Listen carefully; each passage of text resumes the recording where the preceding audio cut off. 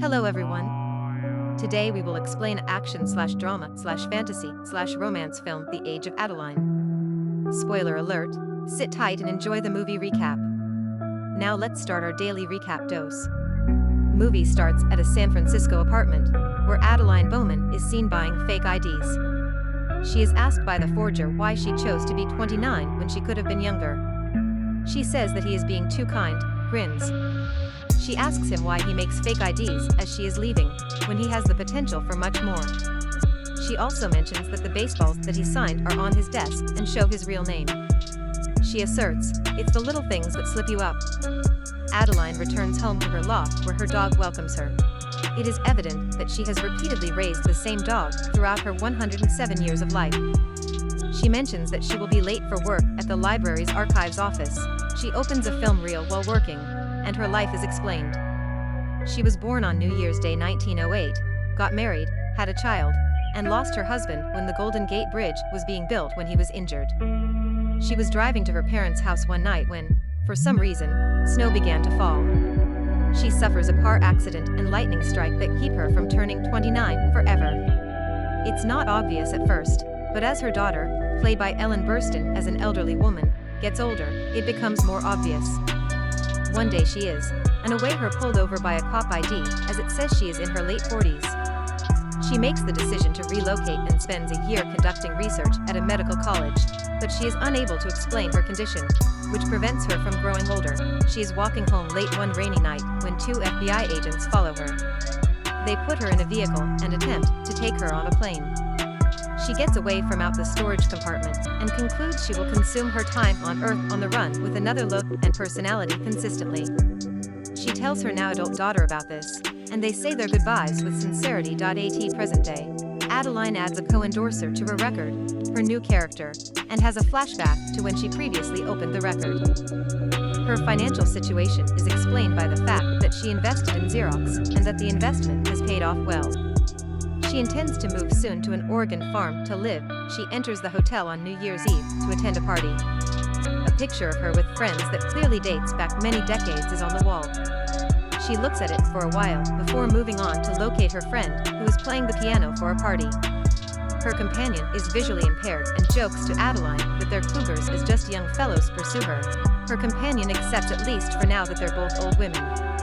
Adaline quickly pins a young man in the manner of Sherlock Holmes when he approaches her. She is aware that he is an artist who comes from a wealthy family because of the paint on his hands and his expensive heirloom watch. Ellis Jones enters the room as the two engage in conversation. Adaline looks away as a brunette kisses Ellis on the cheek after they briefly make eye contact. She leaves the room at midnight and calls her daughter. Her girl sings "Cheerful Birthday" on the telephone and affirms lunch the following day. Adaline is approached by a young man who attempts a smooth line about kissing a stranger at midnight. She responds that she has, from a young Bing Crosby type. He inquires if she has heard it before. She walks to the elevator after saying her friend goodbye. Ellis pushes his hand open to open the elevator before it closes, and they ride down together. He attempts to cajole her and comes up short. As she gets into her taxi, she politely declines his offer. The following day at work, her colleagues notice a liberal supporter is stopping by to give a few books. Shock, it's Ellis. He brings flowers-themed books to her, referring to their elevator conversation.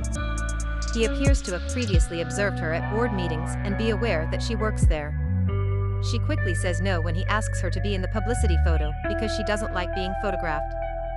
She declines his alternative offer of a date. He then states that if she declines the date, he will withdraw his donation. They are in the tunnels beneath San Francisco in the following scene. A boat was located. He then inquires about her after telling her a lot about himself. All she will say is, "I have a dog." As they leave, he offers to make her a joke, and on the off chance that she laughs, she needs to go out with him once more. She laughs as he tells a terrible joke. For the upcoming date, Adaline goes to Ellis' apartment to eat hot dogs, drink wine, and listen to jazz. They stay together for the night. Ellis is having trouble answering a work call in Portuguese the following morning. He discovered an algorithm while majoring in mathematics. Ellis' companion sorted out some way to bring in cash off it, so they split the benefits, and his companion is off in Fiji while Ellis is a humanitarian. Adaline quickly speaks Portuguese on his phone before leaving. Someplace in there is a scene among her and her girl, who could seem to be Adaline's grandma. She discusses her difficulty ascending stairs and her desire to relocate to an Arizona retirement community. Adaline is upset and says she anticipated moving to Oregon so they could see each other more. Adaline's daughter tells her to stop running because the people who wanted to catch her are long gone. Adaline also remembers a man she doesn't know. He is tinkering with a wedding ring. She doesn't meet him anywhere. Apparently due to this memory, she doesn't answer any of Ellis' calls. She freaks out when he shows up at her cheap apartment in Chinatown and asks how he found her address. She dismisses him. She has a change of heart after going through old photos. It's clear that she's very alone. She has had to put her dog down during this time. She apologizes by returning to Ellis' workplace. They go on a date to a vintage-covered drive-in. She describes the past as though she were present, which she was. They sip wine and gaze at the ceiling stars. She accepts his request to attend the 40th anniversary celebration of his parents. She picks up his sister on the way there and drives as if she has 9 lives as a joke.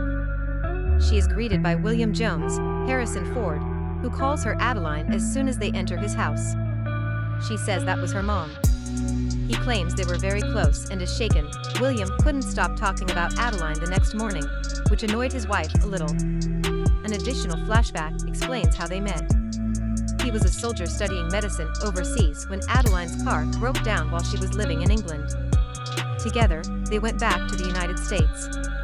Because he was concerned about running out of time, she persuaded William to pursue his dream of studying astronomy rather than medicine. He was the one with the wedding band. Ellis picks up on things he says about Adaline, like her interest in languages and her ability to drive. They engage in trivia that evening. William has won 47 games in a row.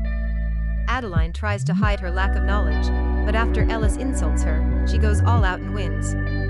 William's loss in trivia, the arrival of Della, a meteor he predicted would arrive, it never did, and Adaline's nickname are all examples of family jokes about not knowing what would come first. The day of the party, everybody is out getting things done. When Adaline talks to William, he notices that she has a scar on her left hand from stitches he made while they were hiking. How her scar doesn't heal, how her hair grows, or other details like that if she's immortal aren't explained. To make sure he isn't crazy, he looks through an old shed for a picture. Same scar, yes. He pursues her and inquires of her as to why she left him. She affirms. She says she doesn't know how to run when he begs her not to. She quickly returns to the house, composes a note for Ellis, packs, and then departs with his car keys. Ellis is perplexed when he returns home. William gives no explanation. To pursue her, Ellis drives his father's car. Adaline is driving in the forest when she stops. She gives her daughter a call, and they talk for a while. She makes the decision to stop running. A tow truck crashes into her and leaves the scene as she turns the vehicle around. Snow starts to fall again, for some reason. Ellis pulls up and examines the situation. She is taken to the hospital by ambulance. She awakens to Ellis and chooses to tell the truth. When she gets there, her daughter looks at Ellis and says, "I'm her grandmother." When Adaline tells her that he knows, she cries and gives him a hug. Ellis and Adaline are going to a New Year's Eve party a year later. Adaline suggests that her daughter go out, but she has a date night at home, with an additional puppy. Adaline takes a second look in the mirror before she leaves. She removes an aging-related gray hair. Her humanity appears to have been restored by the defibrillator and hypothermia.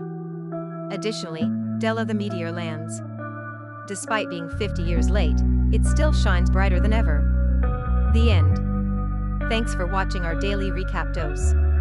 To help us grow, like, share, and subscribe, and press the bell icon to never miss the upcoming recaps. And share your reviews on the movie and comment below.